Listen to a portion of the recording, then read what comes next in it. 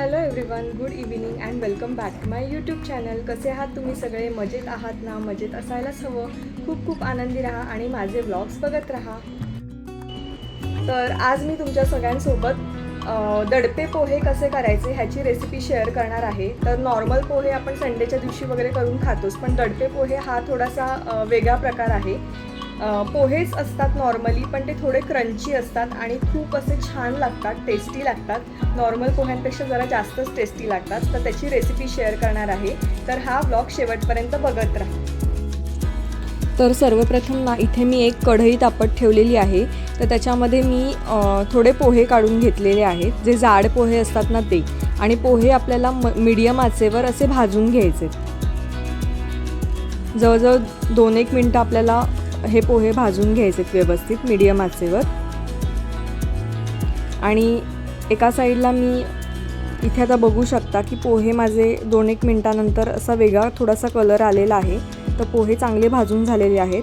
आणि नंतर त्याच्यामध्ये बारीक चिरलेला असा कांदा आपल्याला घालून घ्यायचा आहे. एक मोठा कांदा घ्यायचा आहे आणि तो खूप असा बारीक चिरून घ्यायचा आहे, तो त्याच्यामध्ये टाकायचा आहे. आणि आपल्याला व्यवस्थित मिक्स करून घ्यायचं आहे. आणि कांदा टाकल्यानंतर आपल्याला गॅसची फ्लेम ही ऑफ करून टाकायची आहे, कारण आपले पोहे ऑलरेडी आपण भाजून घेतलेले आहेत.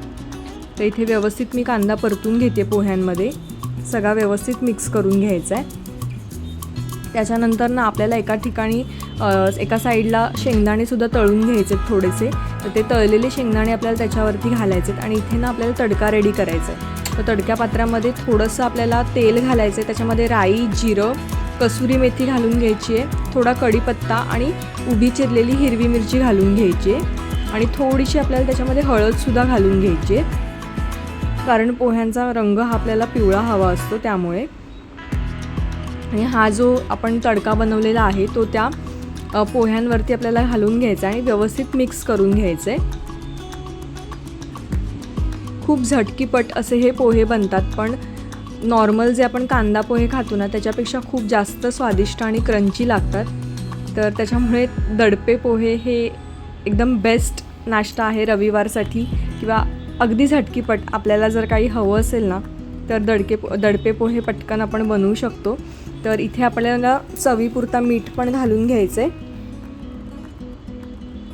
आणि पुन्हा एकदा व्यवस्थित मिक्स करून घ्यायचं आहे. जेवढं आपण जास्त मिक्स करू ना तेवढे जे सगळे आपण जिन्नस घातलेले आहेत ना त्या पोह्यांमध्ये, ते व्यवस्थित मिक्स होऊन त्या पोह्यांना भाजलेल्या लागतील. त्याच्यामुळे खूप व्यवस्थित मिक्स करून घ्यायचं आहे. त्याच्यानंतर ना एका साईडला आपण बारीक अशी कोथिंबीर एकदम कट करून घ्यायची आहे आणि ती आपण भुरभुरून घ्यायची आहे. कोथिंबीरीने स्वाद पोह्यांना खूप सुंदर येतो. आणि कोथिंबीर घातल्यानंतर सुद्धा मी इथे परतून घेते व्यवस्थित.